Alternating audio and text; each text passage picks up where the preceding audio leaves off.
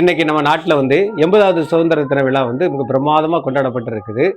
கோட்டையில இருந்து ஒவ்வொரு மாவட்டத்திலையும் ஆட்சித்தலைவர்கள் மிக பிரமாண்டமாக நம்ம முதலமைச்சர் பார்த்தீங்கன்னா கோட்டையிலையும் கொடியேற்றி இருக்கிறாங்க. மிக பிரமாண்டமா இருக்கு. இந்த நேரத்தில் பார்த்தீங்கன்னா தூத்துக்குடி மாவட்டத்தில் அறியப்படாத தியாகிகள் இருக்கிறத பத்தி நான் உங்ககிட்ட பேச போறேன். நாங்க ஒரு தடவை பார்த்தீங்கன்னா, அதாவது 75வது ஆண்டு சுதந்திர தின விழாவுக்கு பார்த்தீங்கன்னா, அப்போது டாக்டர் செந்தில்ராஜ் அவர்கள் இங்க மாவட்ட ஆட்சித்தலைவராக இருந்தாங்க.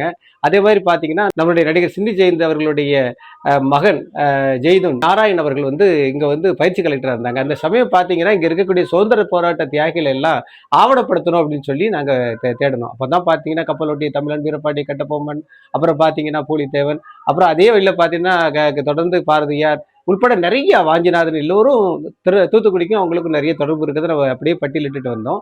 27 இடத்துல நம்ம அந்த இடத்த நம்ம பட்டியலிட்டோம். அதோடு மட்டும் இல்லாமல் அந்த நம்மளுடைய கலெக்டருடைய ஏற்பாடின் பேரில் அவர்களுக்கெல்லாம் வரலாறு எழுதி நம்ம தூத்துக்குடி மாவட்ட ஆட்சித்தலைவர் அலுவலகத்தில் சுதந்திர போராட்ட தியாகிகளுடைய படங்களை பட்டியலிட்டோம். இந்த நேரம் தான் பார்த்தீங்க அப்படின்னு சொன்னால் நம்ம தொடர்ந்து ஊருக்குள்ளே இறங்கி தேடும் போது நம்மளுடைய பகுதியில் சுதந்திர போராட்ட தியாகம் அப்படிங்கிறது ரொம்ப பிரம்மாண்டமாக இருந்திருக்குது. சொல்லப்போனால் சில ஊர்களில் 37 தியாகிகள் கூட இருந்திருக்காங்க. குறிப்பாக பார்த்தீங்கன்னா ஆறுமுகநேரி அப்படிங்கக்கூடிய இடத்துல 37 தியாகிகளுக்கு மேலே இருந்திருக்கிறாங்க. அந்த 37 தியாகிகளில் 2 தியாகிகள், அதாவது ராஜகோபால் அவர்களும் காசிராஜன் அவர்களும் அந்த லோன் துறை என்று சொல்லக்கூடிய குலசேகரப்பட்டத்தில் இருக்கக்கூடிய அங்கே இருக்கக்கூடிய அந்த உப்பள மேலாளரை கொலை செய்து அதற்காக அவங்க தூக்கு தண்டனைக்கு போய் நாடு சுதந்திரம் அடைஞ்ச பிறகு அவங்க ராஜாஜி முயற்சியாலும் மக்கள் முயற்சியாலும் அவங்க அதாவது தூக்கு கயிறை முத்தம் விட்டு வெளியே வந்திருக்கிறாங்க. அதே மாதிரி பார்த்தீங்கன்னா கடலையூர் அப்படிங்கக்கூடிய ஒரு ஊர். அந்த கடலையூரில் பார்த்தீங்கன்னா இன்னைக்கு ஒரு நினைவு சின்னம் இருக்கு. அந்த நினைவு சின்னம் என்ன சொல்றது அப்படின்னு சொன்னா, கடலையூரில் நடந்த ஒரு போர்ல பார்த்தீங்கன்னா ஒருத்தர் உயிரிழந்திருந்தாரு.